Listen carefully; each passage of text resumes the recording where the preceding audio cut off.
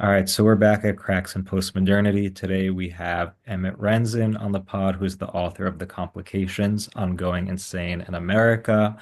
I found Emmett after reading an essay that he wrote about Kanye West in Compact. Then I reached out, I read the book, and have a lot to discuss with him. So, Emmett, thank you for coming on. Yeah, thanks for having me. So, for those who haven't read the book, can you just give a, a little bit of a summary and then tell us what inspired you to decide to write on the topic and to write about your own experience? Sure. So the book, I don't know, I guess it's in essays, but it's about 50% a memoir and 50% other things I felt like writing about related in some way to sort of psychosis or other sort of severe psychiatric disturbances. Some of those are political, some are for some reason they just let me summarize a lot of medieval poems for a chapter. Don't really know how that one got through, but it's in there. But yeah, largely about a sort of a typical course of disease, right? By my late teens, I'm suffering escalating mood derangements and eventually, symptoms of psychosis, delusions, mainly that sort of thing. Comes to the attention of doctors, that doesn't take. Try again with the doctors, that doesn't take. Take the meds, stop taking the meds, go back on the meds. This goes on for decade and a half, and eventually reaches a point of stability where now I can, write a nice little book about it as opposed to, I don't know, burn my life down in various ways. That's sort of what the book is in terms of why did I write it. Really didn't want to. Really, I used to write about like uh, article length versions of like mean tweets about national Democrats and things, which I don't really want to do anymore either, but was fun. I want to write about, I don't know, medieval saints or books I find interesting. No, I wrote it for the same reason I think a lot of people wind up writing these books, which is it is a subject in which I'm, an expert in terms of what happened to me. People are very eager to buy books like this. And I am glad that I wrote it. I think at first I was sort of resistant to the idea of writing, a psychiatry memoir, but it gave me the opportunity, I think, to do some slightly different things with it than I'd seen done before.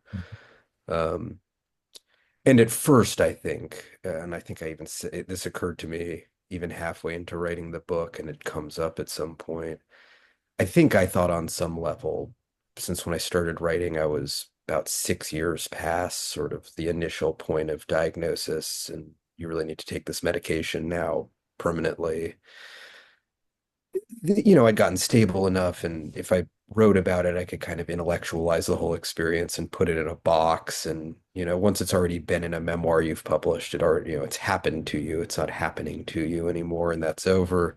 Turns out that that's not a useful therapeutic process and did not achieve that result. But that was part of it. And yeah, I don't know. I like to write, so it was something somebody was willing to pay me to write about, and I did. Yeah, and I mean, one of the things you mention in the book is that, I mean, a lot of similar books, a lot of like confessionals about struggles with mental health. I mean, they come off with this tone of like, we want to spread awareness, we want to reduce stigma, and you come off as like pretty skeptical about that goal when writing. So I'm wondering how like yeah, like how you in the process of writing kind of grappled with that. I don't know, with like avoiding that trope or not wanting to like, I don't know, reduce your telling your experience to something kind of like sentimental like that. Yeah, I think there's a few ways into that. I mean, one, and this is probably unbearable, but right, I think of myself as a writer who happens to be writing about mental illness, not as a mentally ill person who happens to be writing about it. Many such people, and nothing wrong with that, just a different approach to the issue. So I think I had a certain caution about even conceiving of the project as something with, some kind of pro-social purpose that the rest of the text had to serve. But there's some other things. One, I just don't think you can write a book so good that it changes the hearts and minds of a country. Perhaps it's been achieved once or twice, but I didn't think I was going to personally abolish remaining stereotypes about schizophrenics through the power of 17 essays. So it always seems to me like a sort of a presumptuous goal for somebody to have.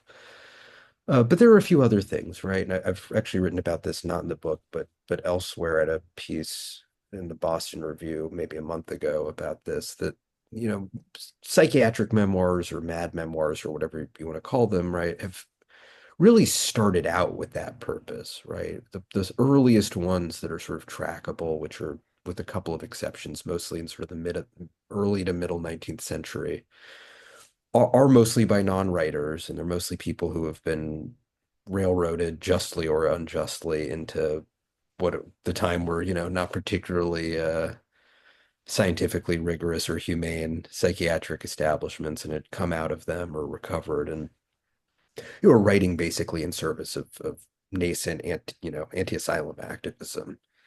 And that continued in various forms. By the beginning of the 20th century, you have more serious writers producing these kinds of books, but still same sort of purpose. They're often about institutions, and if not, they're at least about doctors, and then or about social conditions and fighting stigma. And that continues really all the way through deinstitutionalization, at which point, to a certain extent, these people have won. Yeah. But by then, it's really been 100 years of the social purpose being sort of prior to the literary purpose in this kind of book, and you don't really lose that sort of vestigial organ in a genre that easily. So you get into the 80s, the 90s, the early 2000s, and if you sit down to write one of these books, whatever happened to you, you were seriously bipolar and finally got it together, and somebody suggests you write a book about it, you go read other books about it, and the I want to fight stigma, I want to show others, it's possible to recover, live a normal life is what you're going to encounter. So part of it, I think, is just that. And I tried to be self-conscious about acknowledging that that's part of the heritage of the genre, but not just reproducing it again. Yeah. The Yeah. other, Go ahead. Go ahead. Yeah. yeah, the other thing is just in the 19th century or in the early 20th century or even, in the 1950s or 60s, this was a really serious argument to be had. There really were quite brutal conditions. There was really very little that could be done about most of these illnesses. I mean, lithium as the first real treatment for manic depression wasn't discovered until 1949. Real like workable antipsychotics weren't till the second half of the 20th century either. The stakes were significantly higher by especially the 80s, the 90s, the early 2000s. The particular class of people writing these books, when they're talking about fighting stigma, right? Mhm. They're not saying, I want to fight stigma in the sense that superintendents of mental hospitals are avowed eugenicists who are going to perform inhumane experiments on people like me. And I really need the public's attention, which was at one time really the focus of many of these books. They tended to be things like, well, people call other people crazy to mean annoying, or they call someone schizophrenic to mean confusing, or I watched a Law and Order, and on Law and Order, the killer was mentally ill, and that makes me and fine, right? There is stigma, but the stakes get lower and lower and lower until eventually you reach a point where, and this is not all seriously mentally ill people, right? Mhm. But the people, walking around on the street aren't writing books, right? They're not spokesmen for this class of people. For the spokesman, you end up with in a situation where if your disease is sufficiently well managed and you have access to medication, the resources to get it, and it's all working, your remaining difficulties primarily are social, right? The effects Mhm. of your illness are primarily social and therefore are stigma, and so that becomes a kind of preoccupation. And books sell to, at this point, I would say often people who it's not that they are the ones doing the stigmatizing, they're the ones who already think stigma is bad and sort of like to read the book that they imagine is an intervention on somebody else. So it's been a movement, but I think there have also been, changes recently where sort of a return to kind of weirdness or danger in this subject. I don't think I'm the only person doing that. There's been a little bit more lately. Yeah, no, and I think I mean this point about stigma, like I like that for you, I mean the main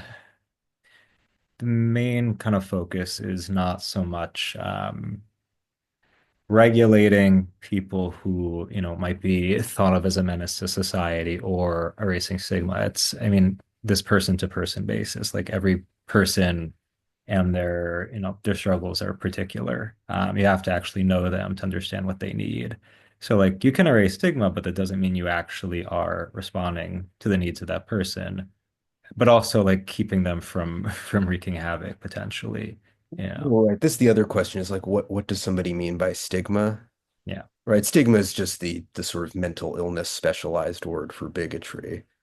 Now, Yeah. if we're eradicating people who think that if you're diagnosed with a serious mental illness, you ought to be killed, sure, that's a stigma worth the but does stigma mean anytime anyone is rude to you for any reason or states any Yeah. true but negative thing about the consequences of these disorders? It's not stigma, for example, to say that people with untreated manic depression can be difficult to deal with.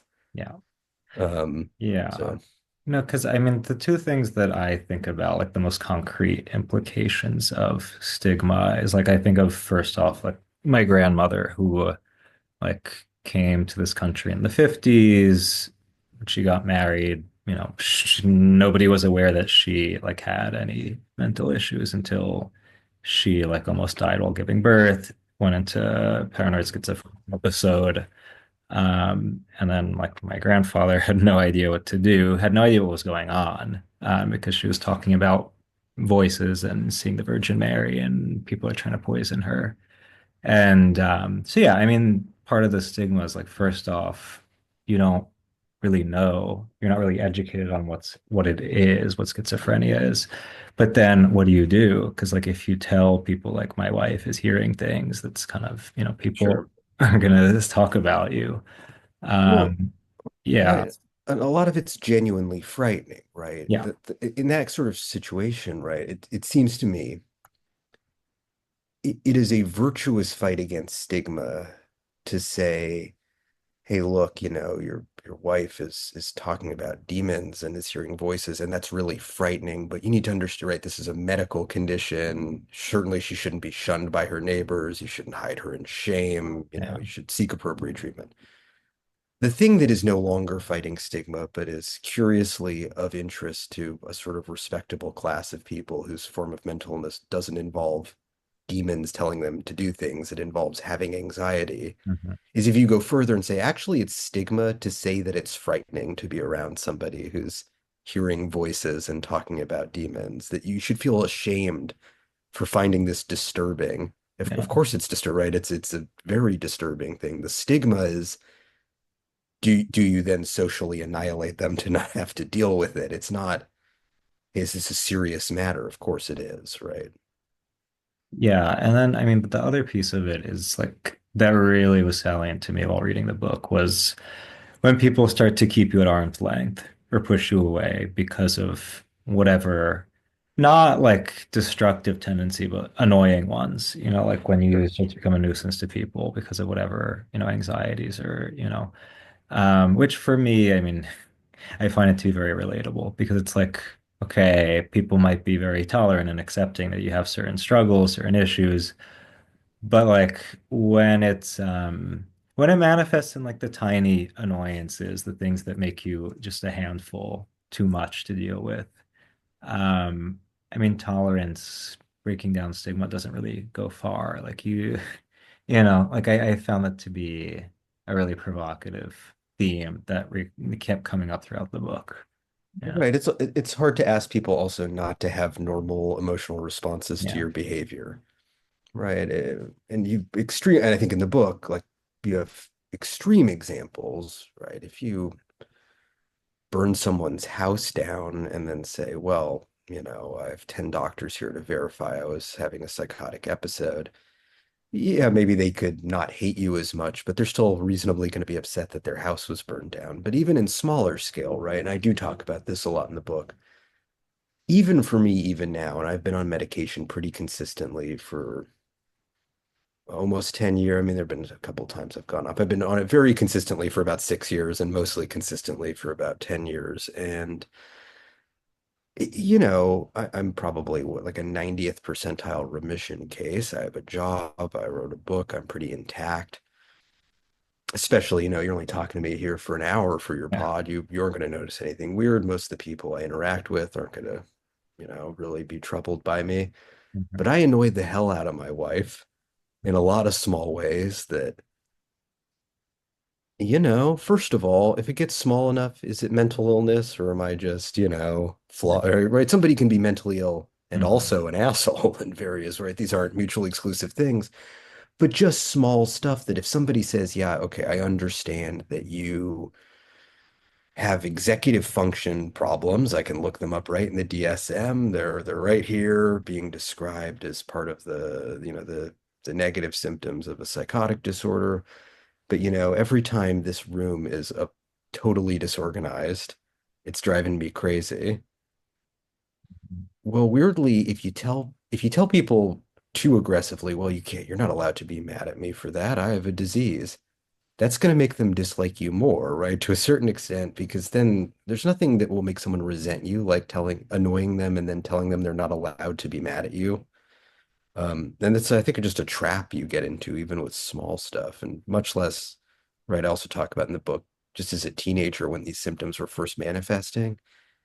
I don't think any of my friends liked me at a certain point, and in retrospect, understandably so. I was totally unbearable, but I don't think it would make any sense to go back and say, hey, you were all actually bad people. You were stigmatizing me for my as of yet undiagnosed mental. It's like, no, I was being extraordinarily annoying and at times like mean or weird or aloof, right? Whatever it is. I don't think you can get an honest or like socially useful, I hate to use the word conversation, but whatever, the dialogue, that's even worse. Something, a collective consciousness about like what quote unquote stigma is, even as a limited social issue, until it like allows space for the fact that these stigmas come from the fact that many of these desires range from the mildly annoying to the dangerous, and people are going to react to being subject to those things, and that reaction really needs to be accounted for and not just suppressed in the name of fighting stigma in order to maybe transcend it into a place where there's some kind of conscientious accommodation or some way of determining what's morally reasonable to expect of one another under unusual circumstances. But it can't just be, no, sorry, you're not allowed to be annoyed by the objectively annoying things that I do constantly. Yeah, and I mean the thing you say though about, sometimes you're just being a straight up asshole and like, the excuse to say, okay, but I have an issue is like as this at a certain point, like free will does come into play. But then I mean you mentioned, I mean, both in the compact article and in the book, like if you take someone like Pete Davidson who says like, okay, well, Kanye being mentally ill is not an excuse to be an asshole. Like you go into this, I mean, this kind of dichotomy between like actual straight up madness and mental illness, mental instability. And I mean, when people who are not totally mad make comments like that saying, "Oh, look, I'm bipolar too," and I don't say hate speech about Jews and Nazi kind of whatever statements. It's like, in a way, it trivializes the struggle behind, what drives people to say things that are completely mad and out there. So no, And can you like, also, yeah, yeah, yeah, I mean, would you say, well, I have a cold and I've never, I don't know, coughed up entire pieces of my lungs as you might in a totally different pulmonary illness? It just always strikes me as completely yeah. silly.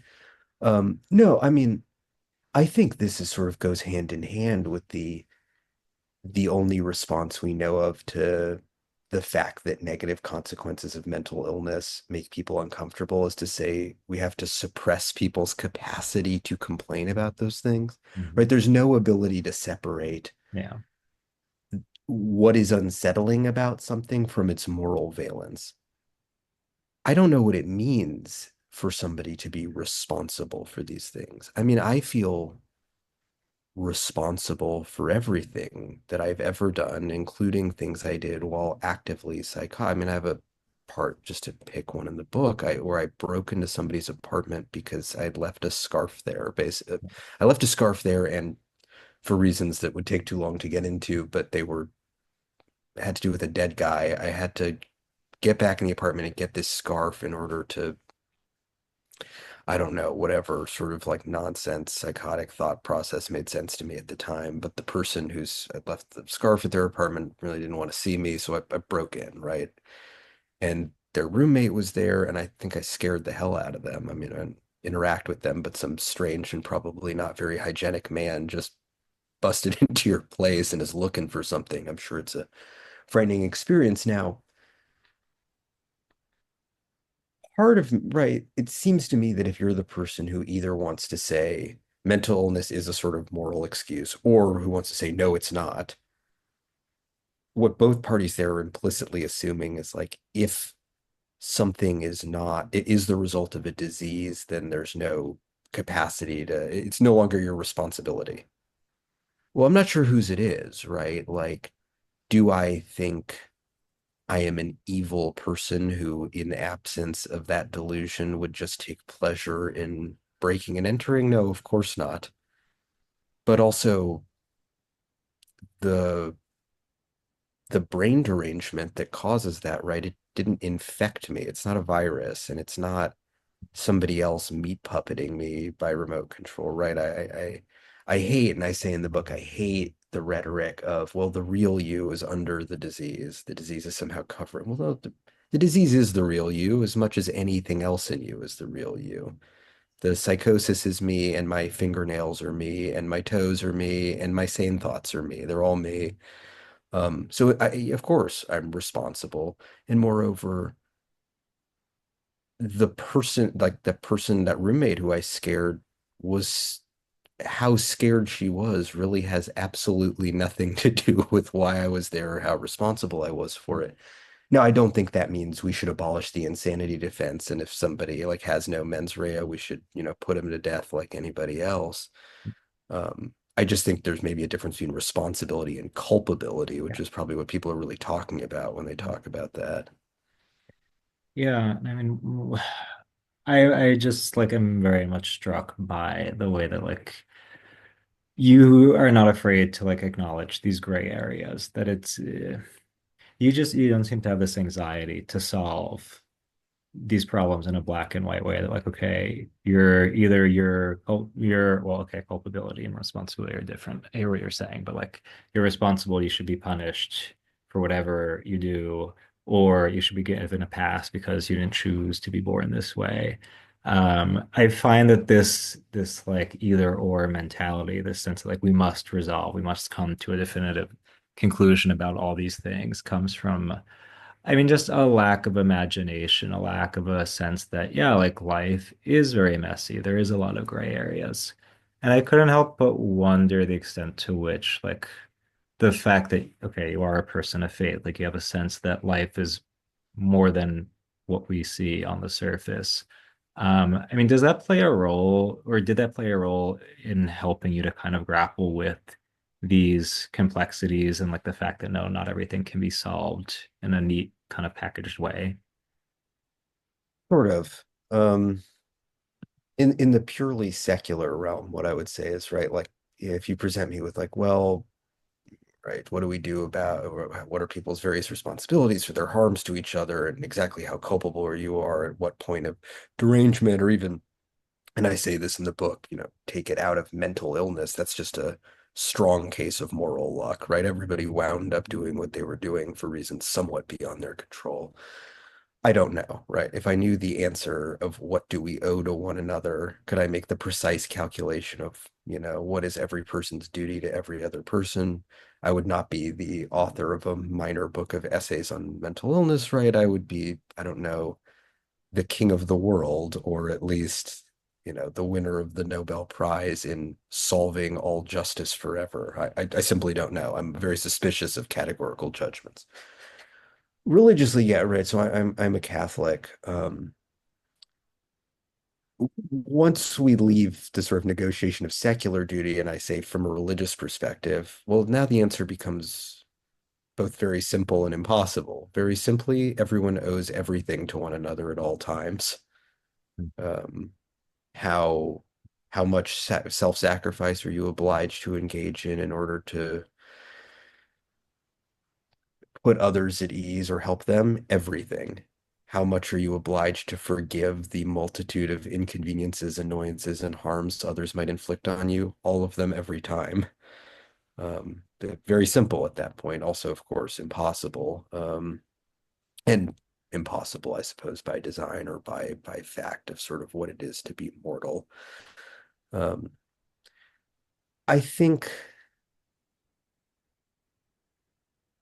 I don't sit down, or I didn't sit down when I was writing this book and think, what is sort of the Catholic inflected way of thinking about being insane?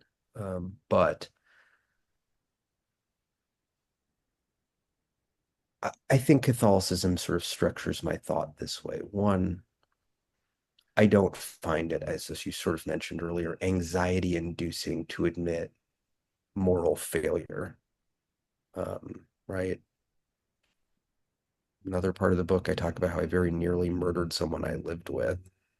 And it is shameful to the extent that sometimes when I write about myself in these contexts, I have to sort of mentally pretend I'm writing about a different person. And because I don't have to be there in the room when you read it and know that the person bearing my name and me are the same. That's your business. I'm not there for that. I just write it. Um, but also I do legitimately believe in a way that I think is rooted in the church that of course I was an abject moral failure to begin with. That the sort of the innate degeneracy of the human spirit is unavoidable. Um, and that the pain that, right, we cause ourselves sort of by our nature and inevitably cause one another at all times simply by being who, right, the ways that we sort of scrape against and wound, not necessarily through great acts of evil or even attempted murders, just through sort of petty selfishness, as various, the minor forms of the sins that we engage in constantly. I don't walk around imagining I have a sort of reputation to maintain, I guess. But two, right, what the church or the faith, I guess more than the church does too, but what the thinking of the religion offers, right, is also transcendence from that. Mhm. People talk about Catholicism as a religion of guilt, but it's one of the few religions where the guilt is actually all forgivable, right? Like, yeah, okay, you have the guilt, but it's actually can all be transcended. There's a very clear mechanism for its transcendence. The hardest thing I think to ever explain is that Christianity, at least as I understand it, demands the impossible and demands that you sincerely pursue it in the full knowledge that you will continuously fail to achieve it. But that that one, you won't achieve it. You cannot behave as if you've achieved it while others have failed. But two, you can't fall into the opposite trap, which is, well, because this is impossible, make sure the priest is nearby when I'm on my deathbed so I can take care of it then.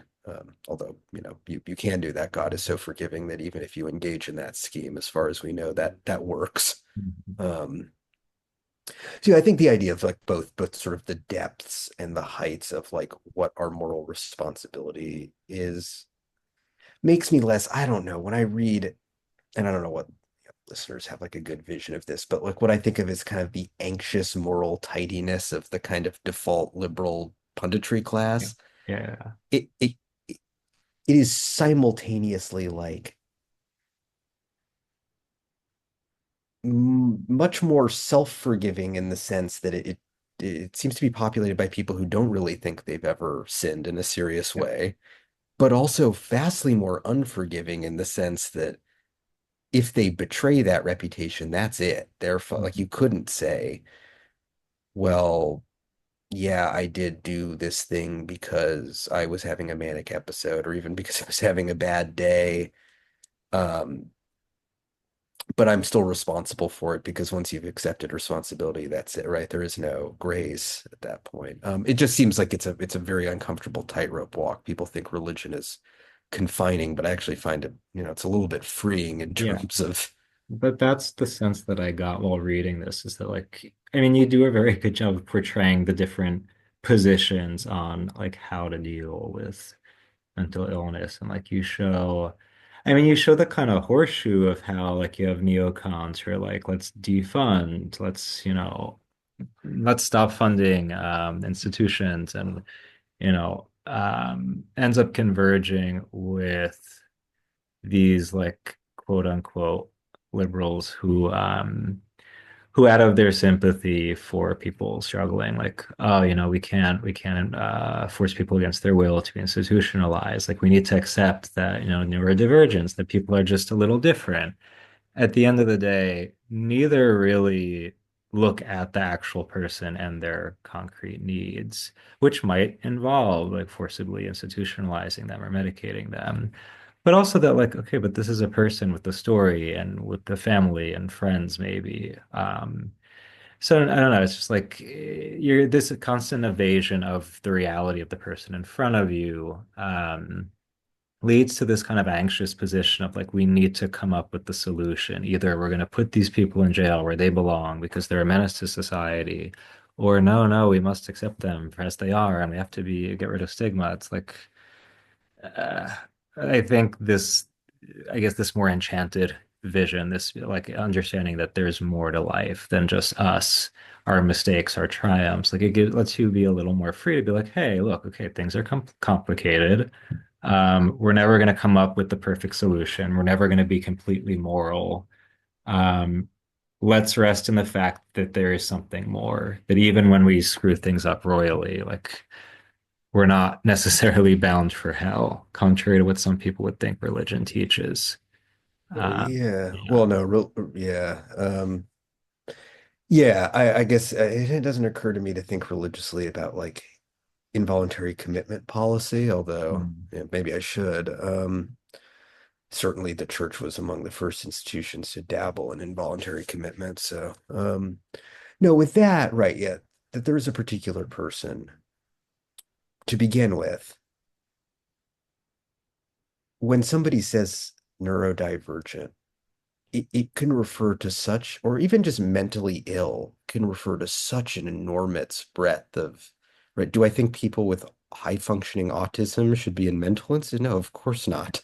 Um, right. So half the right, the majority of people have sort of like mental difference, quote unquote, right? We're talking about, perhaps distressing but not impairing disorder, anxiety disorders, sort Mhm. of depressions, but not depressions that rise to the level of sort of like total life disruption, things that are not sort of organic mental illness, but which present with similar symptoms. A lot of depressions are that way too, by the way, right? Yeah. Personality disorders, and then things like, yeah, sure. I mean, I don't touch autism because it seems I don't imagine I have anything more in common with someone with autism than I do with someone who's totally sane Mm. neurologically. I just Yeah. assume that's a different experience about which I have no particular access. But even if we narrowed, right, if we were talking about should we, put these people in hospitals or love them for their mere differences that the man is trying to repress, if we limited to like sort of what I would call classically mad people, Mhm. which means right people with sort of serious lifelong innate mental illness with symptom profiles that you can go find back and find people in Greek antiquity Yeah. describing people with, right? These are not culturally contingent syndromes. They're not things that, you know, seem to be calling a pathology what is merely a sort of type of personality that we're finding annoying at the moment. Right. And this is typically means bipolar disorder type 1 or really any manic depression and schizophrenia and the sort of range of disorders, schizoaffective disorder, purely manic disorders that fall in in the sort of XY, the Cartesian plane around those two axes, the sort of mood and psychotic derangements. Even if we take those people and say, okay, well, right, there are a lot of negative consequences that can come with these disorders, but let's further divide them, right? Let's not even consider people with these illnesses who on their own have found their way to either somehow without care, managing their own lives, right? You do have a right to be insane on your own if there's no further complication. And then on top of that, people who write like me, like I've been hospitalized, but the longest involuntary hold I've been, it's like a 72 hour. Nobody ever, I never got locked up for 2 years against my will. But I have access to doctors, right? People who take their meds, go to doctors, or somebody's going to take care of them. So we're getting rid of all those people. And the only group we're looking at are people who have these disorders and for whom these disorders have totally have made them in some sense antisocial. And antisocial might mean violent, but it might also just mean in shorthand homeless. They might not actually be homeless, right? But unable to sort of take care of themselves, right? They're a danger to themselves or others, is sort of the classic formulation. At that point, we're talking about not really that many people, but still probably somewhere in the order of hundreds of thousands of Americans. Even then, right, when we've burned away all of the too broad terms and taken away the cases, even of these illnesses that probably I would think almost everybody would agree we're not talking about when we're talking about locking someone up against their will. It's still very difficult to figure out how you would determine with any given person when do we lock them up, for how long, and how many times, right? People say, well, if it's somebody, they push someone in front of a subway train, then clearly they need to be locked up. Well, I absolutely agree that if you push someone in front of a subway train, you should be involuntarily hospitalized. But if you've pushed somebody in front of the subway train already, we've kind of lost what's allegedly the point of cracking down, which is to prevent that kind of thing. But I don't know, right? Do they have to be making threats? How many threats? Do they have to seem actualized? If you hold them, how long do you hold them? A day, 2 weeks, a month until they stabilize on their meds? A lot of people stabilize on their meds, walk out of the hospital and stop taking them. Does someone check in? If they don't take the meds, do they go back? Do they go back for longer? Right? Like the just the flow chart of questions becomes really difficult unless you're either willing to just be a tire, say you have no constitutional rights at point of diagnosis. That's one option. Or even no right at all. Why not just euthanize at that point? What's the point of hospitalization? Or willing to say we don't care and it's just gonna people can go free. If you're trying to actually find a serious line, it has to be somewhere, and it's very, very hard to know where it is. And I know I'm neither somebody who thinks uh, we should just let people basically kill themselves, starve to death, or hurt others in the name of their dignity, nor somebody who thinks locking up everybody like me is a good idea. But I resent that both sides of that debate tend to act like the people who have to make those determinations. So cops, social workers, into, emergency room doctors, psychiatrists are evil or stupid, right? That the reason it's not working is because those people are either too liberal or too conservative. They're either too eager to lock you Yep. up or they're Yeah, yeah. refusing to lock people up, or they're just they haven't thought about it hard. That, me, New York Post columnist, could definitely just call them as I saw them, all these guys, and determine who to admit. Mm. The reason this problem is hard and the larger problem of institutionalization is hard, and even those larger moral questions, right? What does society owe the mad? What are the mad responsible for towards society? Like how culpable are they for their own behavior? These problems have plagued us for thousands of years, not because every previously living person has been too stupid or lazy to think about it for 5 seconds. It's because they're actually quite difficult questions. Um, I tend to agree with people that our current, at least, here in New York City where I live, obviously there are some issues with how we're approaching involuntary and publicly accessible mental health services. But I don't really trust any particular proposed solution to that problem. And again, if I did know one, I would not be an author. I would be, I guess, the New York City Public Health Commissioner and be a very celebrated one at that. Yeah. Yeah. I'm wondering if you could say a little bit more though about when you say like the cultural contingency of certain conditions that are, I mean, like I see how much a lot of people cling to them first to like gain victim status, which is, I mean, a kind of way to move your way up in the ladder of social mobility, but also for the sake of absolution from moral responsibility. Like when someone's being an asshole and it's like, oh, it's because of my whatever condition. I mean, can you usually tell when that's for real or not? But I don't know. Could you just say a little bit more about though that like how certain conditions may incline us to think that we are whatever, we have an Yeah, right. I mean, certainly there's a lot of, I don't know why it clusters around certain, I feel like right now it's ADHD, which somehow explains and excuses all sort of obnoxious behavior by a certain subset of strivers on the yeah, internet. Like things that I'm pretty sure have nothing to do with ADHD, which is now expanded to include all conceivable psychiatric symptoms. Um, right, there's a little bit of that. Of course, there's a little bit of, and these aren't people trying to beat a murder rap when I'm actually much more inclined to take somebody's insanity defense seriously. I'm more inclined to believe that you are in some way absolved in virtue of your mental illness if you like stabbed a guy than if what you're trying to get an excuse for is, I'm so sorry I stood you up multiple times on our plans and I'm like not good about responding to texts. Like that's just being a bad friend.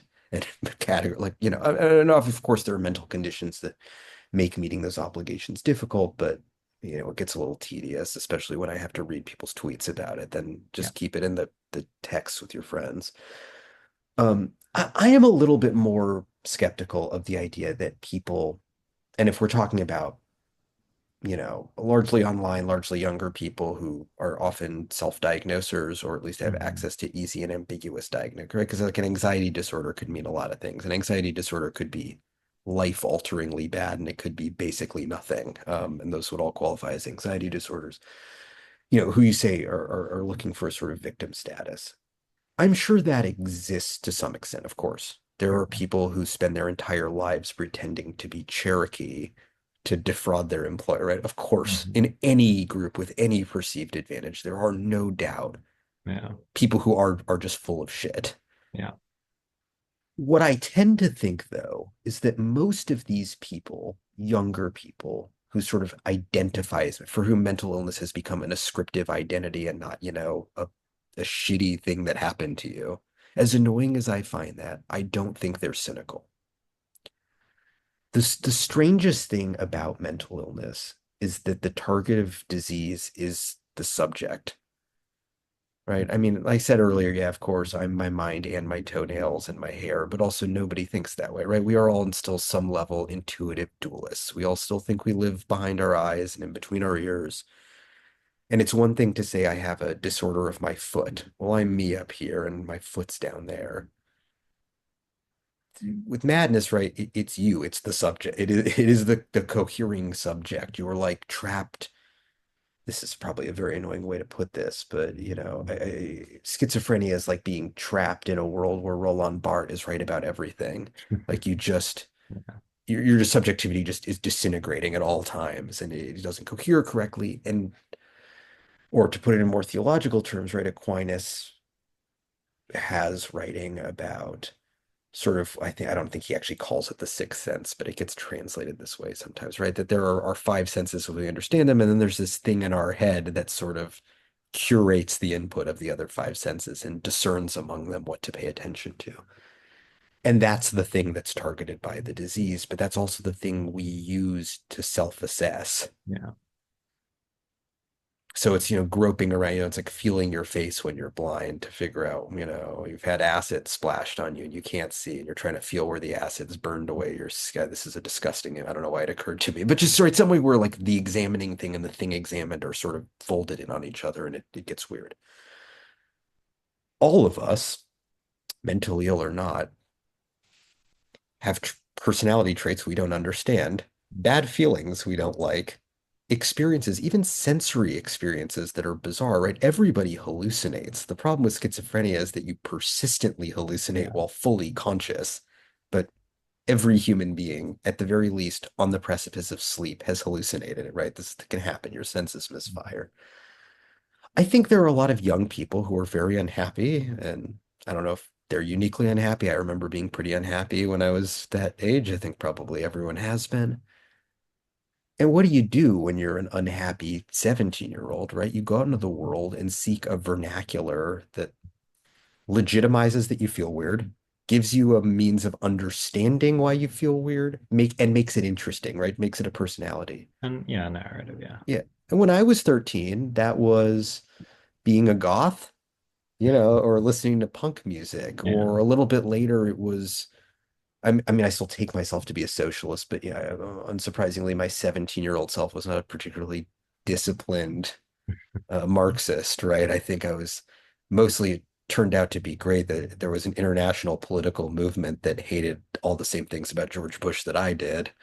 Um, and I think just now, right, if you go on the internet, like the sort of language of the clinic and personality profiling by the idea of mental difference is just an existing youth subculture. So maybe what it becomes is sort of quote unquote claiming victim status, but I think a lot of this is religious too.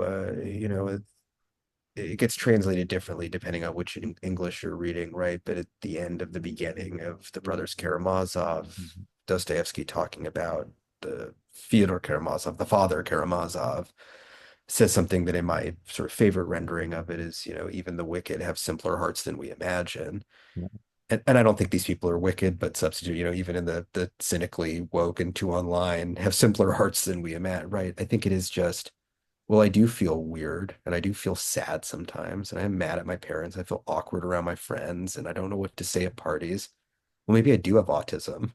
And maybe I do have a crippling anxiety. I mean, how the fuck would they know? They're not saying they can't perform Yeah. self-diagnosis in a serious way. I think it's just very appealing and it's orderly, right? It gives structure to things. So I think that happens a lot, and it's probably not good for society in some small way that that's true. But I don't think there are many people out there going, "Damn, I was privately educated and I'm white. I'm a woman, but I'm a cis woman. Shit, maybe if I was a little bipolar, I could, get higher on the whatever the progressive stack." I don't think that actually happens very often. No, I mean not consciously, but I don't Sure. know. Well, if it's well, then we're back to the first question. If it is subconscious, then are they morally culpable for their involuntary I compulsion don't to know. to I mean, but seek? that's my whole question is like, because I think there's the incentivization of the victim status and like wanting to remove oneself of more responsibility. But I also think do need to look at the conditions of our contemporary life, which are not conducive to being in touch with the real. I mean, whether you want to attribute it to social atomization, the role of technology, like I think we're much more prone to having some type of break, whether it is psychotic, whether it's more neurotic. So like I'm not surprised that people find these labels to be like descriptive of their experience. It's completely different from someone who has like an actual condition that they're Sure. born with. But um, but that's where I do think like the moral gray area becomes tricky because it's like, okay, yeah, I think a lot of us are inclined to function autistically or even psychotically because of the structure of everyday life. And that's not our fault that it is the way it is, but like, are we actively striving to get back in touch with reality? So like I can choose to doom scroll on Instagram all day and then, put myself into like this kind of I don't know, so like to actually break from the real, or I could choose to go see my friends, get a beer, do something that is gonna like take me out of that mindset. I don't know. I mean, but what I like about your book though is that like you really allow this space for like, okay, the socioeconomic conditions, I don't know, like the circumstances that we're living in today. Like, okay, these are a factor. I mean, it doesn't erase your moral responsibility, your subjectivity, but like they're there. We do need to look at them. Um, I don't know. That's my thought. Yeah, right. I mean, I agree that, right, I'm of two. My impulse is to agree and say, yes, of course, currently existing technology is going to make people crazier, right? It seems conducive. Yeah, I don't know to psychosis, but definitely to like things that are broadly thought of as autistic. certainly the rise of, anxiety and depression as a single word. Part Hmm. of the reason I don't think that's so cynical is I think probably, of course, a lot of things about modernity inspire historically unprecedented rates of anxiety and depression. I don't think people who are suffering from that necessarily have like, or almost certainly don't have some sort of like organic pre-existing mental disease. They're anxious and depressed because there are quite a lot of reasons one might be sort of induced to feel that way by your telephone, among other things. Yeah. On the other hand, people have thought this for a long time. I have a moment, I think I say in the book, right, where it was widely believed in the 19th and 20th centuries, really in the 19th is when this was popular, was that, right, at this point we've ended the Industrial Revolution, right? Enclosure has finished, and the majority of the laboring population has moved from the country into the cities. Yeah. And Wordsworth has written some lovely poems about this. And higher rates of observed mental illness, right? And this is really when sort of the medicalization of madness is taking form, is attributed to urban life Yeah. to some extent, right? They say, well, you might be mad for X, Y, and Z reasons, but clearly the rates are going up because there are too many people packed into these cities and it's deranging them. Mm. But now, right, I agree with you that it seems appealing to say, well, people atomized in their apartments looking at their phones is making them crazy. But then our proposed solution, right, is go out into the city where you live and get packed into a bar with a bunch of people, which is what people 150 years ago thought was making you crazy and you needed to get out on a farm. So I don't know. It's possible that we're just such maladaptive animals that will just begin to go insane under almost any social organization. But Mm. but I Right. don't know. I think today it's suburbia. Like, because the people I know who are having, again, people who don't have like, who aren't actually mad, people are having breakdowns, who are, depressed, anxious. It's usually upper middle class kids growing up in suburbia who have an unrealistic view of the world, like are not prepared to deal with conflict, with human fallibility, who are very entitled, and who are, again, who are very atomized, like who don't actually hang around other people, aren't don't really know how to function in, a variety of social settings, and then like are disillusioned with the real. Like I see that time and time again, versus like with like I don't know, people growing up in urban environments. I guess because it makes you more resilient and makes you like learn how to deal with the messiness of the world. I don't know. Like I tend to see them as much more well adjusted nowadays. But I don't know. Like for me, like my kind of personal drama is like, okay, growing up in suburbia, being very aware of the emptiness, the lack of meaning. When you start to ask and say, okay, well, something's up here, and then they gaslight you and say, like, no, no, everything's fine. You just have to be yourself and like, be a good person and get into a good college. Like being told that over and over again for me was enough to like make me snap. And there are definitely underlying factors that like actual genetic factors that contributed to it, but like I'm often wondering if I didn't grow up in these conditions, or if my concerns, my questions were taken seriously, would I have been brought to the brink of a breakdown? I don't know. I can't answer it, but like it is a question that plagues me, if you know what I mean.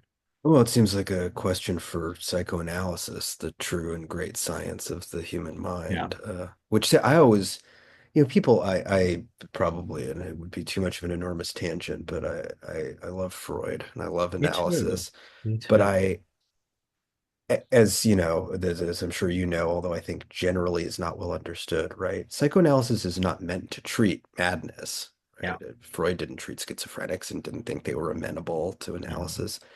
And it does, I think maybe I could do it now because it stabilized and have been for a while. Mhm. But in theory, I'm unanalyzable innately.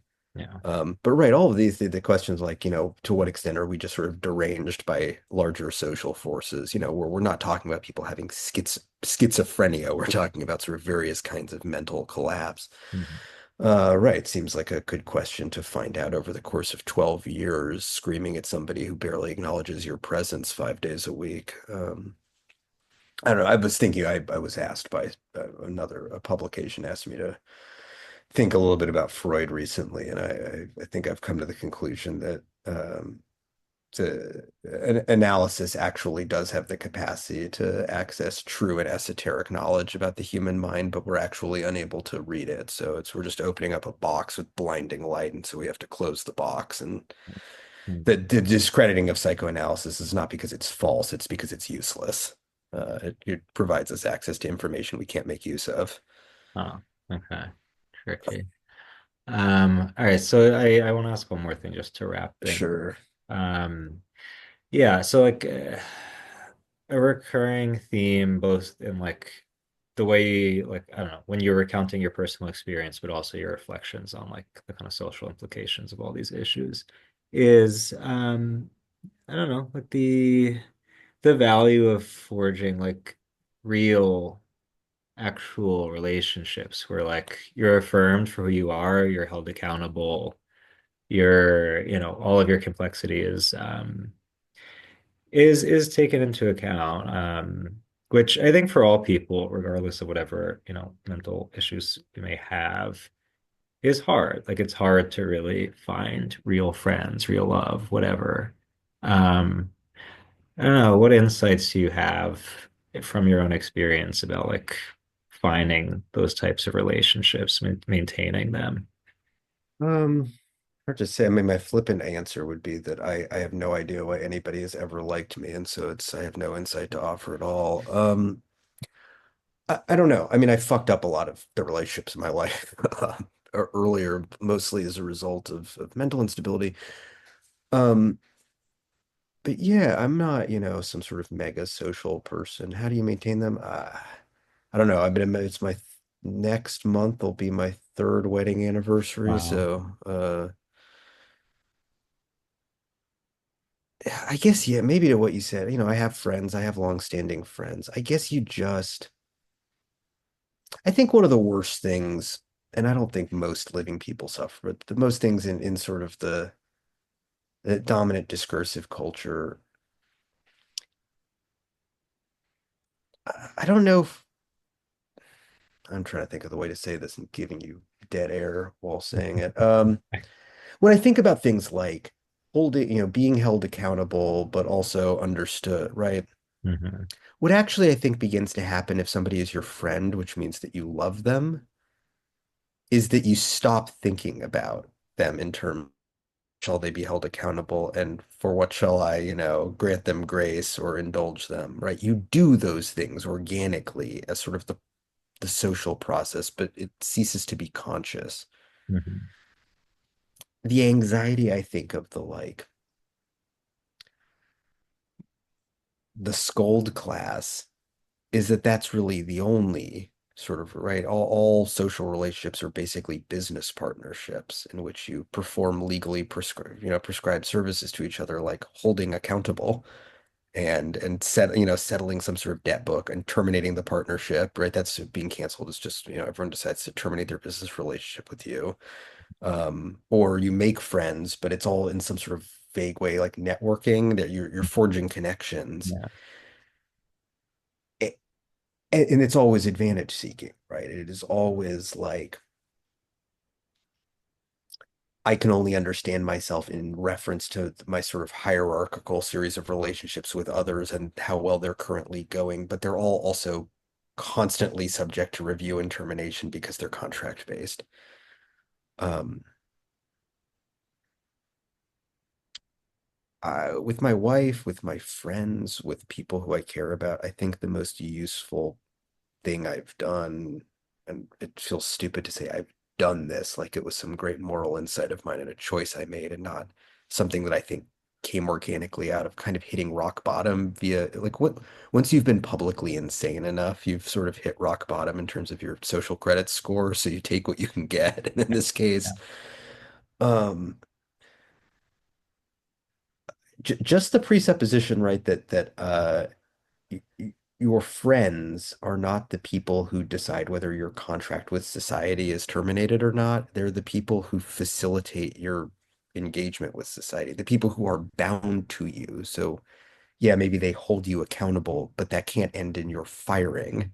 Yeah. And maybe they offer you understanding or recognition, but that doesn't, they don't become your fan. It's not parasocial, right? You are sort of bound to each other permanently. And if you're stuck with something long enough, right, whether it's a marriage or a friendship, I think you sort of naturally bend and soften to accommodate things about the other person. And I think that's the only way to do it, right? Is to just suppose these relationships actually are your life and not something you're sampling for 70 years. Yeah. Hmm. Yeah, I don't know. It's interesting because I don't know. I think the contractual dimension to relationships is like I don't know. A lot of us feel stuck with having like we think we have to live with that kind of dynamic, and I don't know. I think a certain level of grace has to enter into it, like to be able to look at someone as a gift with all of their difficulty, maybe their insanity, their talents, their whatever, the good things they bring to the table. Like Well, I I don't think yeah, I was just, I don't think the contract stuff is avoid like I don't think like we could all simply choose to, I certainly have relationships that still function in the like this is basically a social arrangement sure, space. yeah, I think anyone, you get like two or three that aren't that, you're doing very well. I'm sure there are people with hundreds of sincere, loving friendships and fuck them because yeah, that's a hoarding of resources. yeah, But it's yeah, I think a lot of people feel like they can't get out of it because we can't, right? We do not actually have the power to transcend the social reality we live in through force of will. So yeah, yeah. Anyway, all right. Well, I strongly recommend that listeners pick up a copy of The Complications because, yeah, I don't know. I mean, I really wasn't expecting what I read, and it's one of the most, I don't know, comprehensive, transparent, personal narratives, regardless of the topic of mental health, just in general, that I've read. So and there's Emmett, a long story about a serial killer for people who love true yes, crime. that was that took me by surprise. A lot of things will surprise you, but definitely worth the read. But no, Emmett, thank you very much for coming on. Yeah, thanks for having me.